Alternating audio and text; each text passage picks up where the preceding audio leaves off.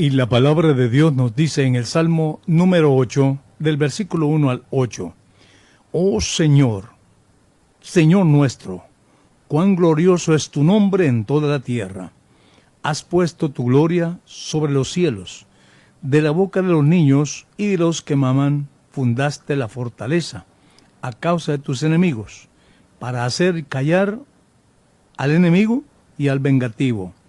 Cuando veo tus cielos, obra de tus dedos, la luna y las estrellas que tú formaste, digo, ¿qué es el hombre para que tengas de él memoria? ¿Y el hijo del hombre para que lo visites? Le has hecho un poco menor que los ángeles, le has coronado de gloria y de honra. Le hiciste señorear sobre las obras de tus manos, todo lo pusiste debajo de sus pies, ovejas y bueyes y todo ello, y asimismo las bestias del campo, las aves de los cielos y los peces del mar, todo cuanto pasa por las sendas del mal, oh Señor nuestro. Queremos hablar sobre el tema el hombre, su grandeza o su miseria. Cuando leemos el capítulo 5 del libro de Marcos, encontramos una verdadera fotografía de lo que es el mundo. La gente sufriendo en su pura miseria. ¿Por qué será esto? Realmente cuando Dios creó al hombre, lo creó a su imagen, a su semejanza. Pero cuando él pecó, perdió esa imagen y ahora él es un títere del mismo Satanás. El ser humano es el que se presta para todas las obras del maligno en el mundo. Cuando abrimos nosotros las páginas de la Sagrada Escritura, nos encontramos con tres seres que es en el cual se ocupa la palabra de Dios. Dios, Satanás y el hombre. La palabra de Dios revela quién es Dios. También nos dice quién es Satanás y por qué es Satanás hoy. ¿Quién era el hombre y cómo llegó a ser lo que él es? El origen del hombre, el propósito que Dios tuvo en crearlo. Eso encontramos en la palabra de Dios. Cuando el hombre ignora estos principios, es cuando se desvía y habla locuras, realmente de los insomnios de su vida. Pero cuando el más sencillo lee la palabra de Dios, se da cuenta de esta manera. Dije, tres personajes de qué se ocupa la palabra de Dios. Dios, Satanás y el hombre. El hombre o le sirve a Dios o es un títere de Satanás. El hombre fue puesto como rey en la creación. Dios creó los cielos y la tierra, todo el reino vegetal, el reino animal, el mar y todo lo que en él hay. Entonces Dios creó al hombre y a la mujer y les puso como reyes en ese reino y vasto mundo. Le vistió de poder y de gloria, y era admirable que todo lo que Dios había creado estaba bajo su dominio y autoridad. Satanás no estaba satisfecho con esto y empezó a sentir envidia y coraje porque el hombre está ocupando el lugar que él antes había ocupado. Pero por rebelde y por opositor, ahora anda hecho diablo.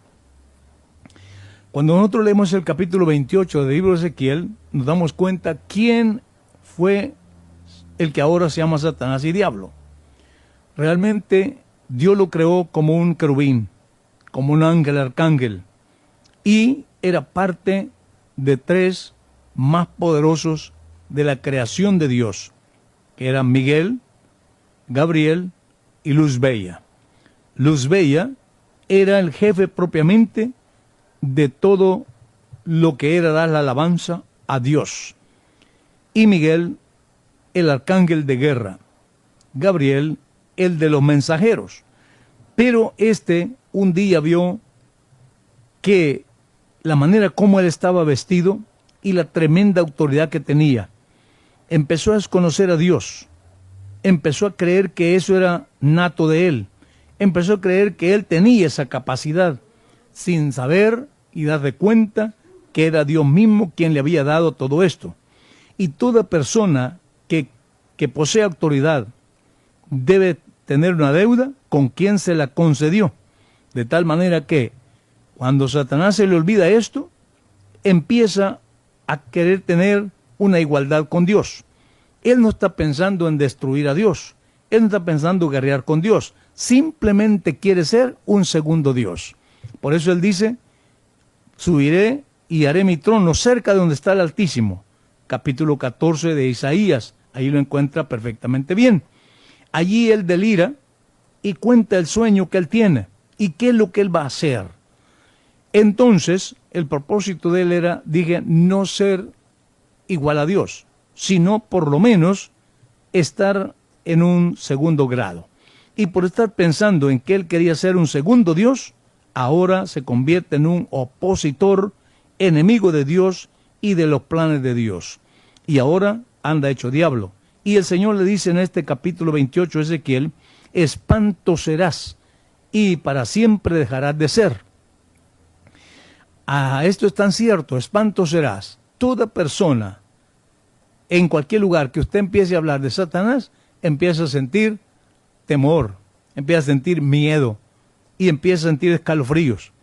Hasta los bolos, si usted le habla a un borracho, le habla de Satanás, inmediatamente le va la borrachera. ¿Por qué?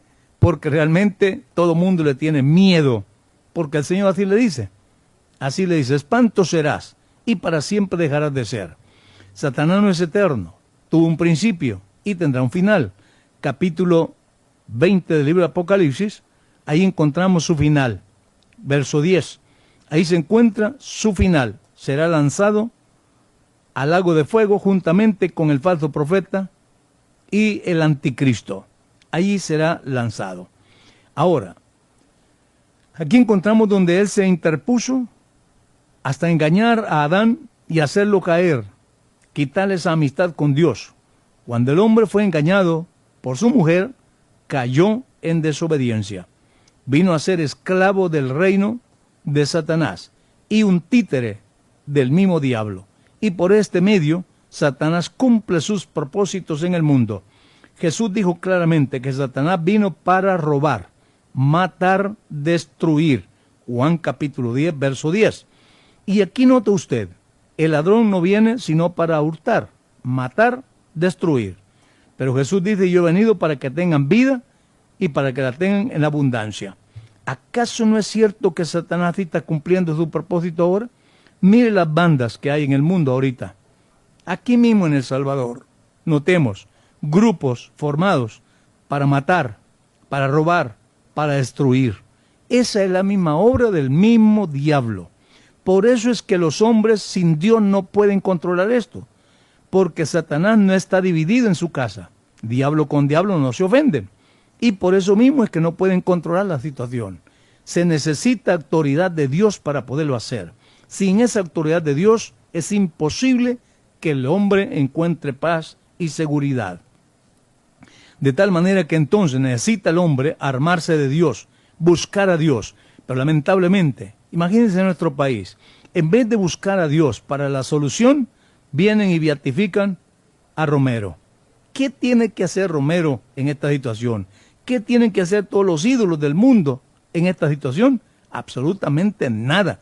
Si los mismos ladrones se lo llevan de arrastra. Entonces, ¿cómo pueden controlar el mundo así? Lo mismo es también más armas, más poder, más policía. No podrán controlar esto, porque esto mismo es la obra de Satanás en el mundo, que está para robar, matar y destruir. Ese es el propósito de él. Y por eso es que vemos que cuando hay más muertos, el diablo está contento por eso. ¿Por qué? Sabe que son almas que ya no pueden salir de allí, ni con responsos, ni con misas, ni con nada. No pueden, ya perdieron su oportunidad. La lucha es con los que viven. Pero la gente vuelve la espalda a Dios y abraza el mal. Miremos, por ejemplo, cuánto tiempo tenemos de estar predicando la palabra del Señor. La juventud no quiere la palabra de Dios. Pero miren nomás, todo este asunto de maras. ¿En cuánto tiempo? En poco tiempo, menos de 20 años, en todo el país se ha llenado y todo el mundo está lleno de esos grupos. Una influencia del maligno. Ahora encontramos el hombre su grandeza. La grandeza del hombre es donde Dios lo tenía, donde Dios lo puso, donde Dios quiere que esté. Pero vemos su miseria. En la miseria en que se encuentra, el hombre y su miseria. El hombre ha caído en su peor bajeza. Todo lo marca en el libro de Marcos capítulo 5 del 1 al 7. Viniendo del otro lado del mar, a la región de los Gadarenos, y cuando salió él de la barca, enseguida vino a su encuentro de los sepulcros un hombre con un espíritu inmundo, que tenía su morada en los sepulcros, y nadie podía atarle, ni aun con cadenas, porque muchas veces había sido atado con grillos y con cadenas, mas las cadenas las había roto, las había hecho pedazos el hombre, y desmenuzado los grillos, y nadie le podía dominar. Y él siempre, de día y de noche, andaba dando voces en los montes y sepulcros, e hiriéndose con piedras. Cuando vio pues a Jesús, de lejos corrió y se arrodilló ante él, y clamando a gran voz dijo: ¿Qué tienes conmigo, Jesús, Hijo del Dios Altísimo? Te conjuro en el nombre, dice, te conjuro por Dios, que no me atormentes. Mire nomás, un endemoniado. La gente que aparentemente estaba sana no adoraba a Jesús, lo desconocían, no conocían quién era Jesús. Cuando Jesús decía que él era hijo de Dios en cuanto a lo humano, la gente lo que hacía era burlarse de él. Pero el demonio en el hombre sí lo reconoció, y el endemoniado, cayendo de rodillas, adoró al Señor, y clamando a gran voz: ¿Qué tienes conmigo, Jesús, Hijo del Dios Altísimo? Lo reconoce como de esta manera. Bien dice Santiago, los demonios conocen que Dios es uno, y la gente dice que son tres. Los predicadores dicen que son tres divinas personas. ¿Cómo es posible que el diablo los tenga adelantados? El diablo conoce quién es Dios y sabe que Jesús es ese verdadero Dios. ¿Por qué viene y se arrodilla ante él? El demonio lo hace. Entonces, pero vemos a este hombre que dice la Biblia que él tenía una legión. Jesús le pregunta: ¿cómo te llamas? Y él dijo: me llamo Legión porque somos muchos. Según los números romanos, una legión se componía de 6,000 soldados. Por eso es que las centurias eran de 100 y la legión era de 6,000 soldados. De tal manera que si ese demonio se llamaba Legión porque eran muchos, él tenía 6,000 demonios adentro y no lo habían podido acabar. Aquí, la degeneración de la humanidad, sus múltiples males en el tiempo de Jesús: sanó leprosos, ciegos, sordos, mudos, paralíticos, drogadictos, podridos en la miseria y piltrafas humanas.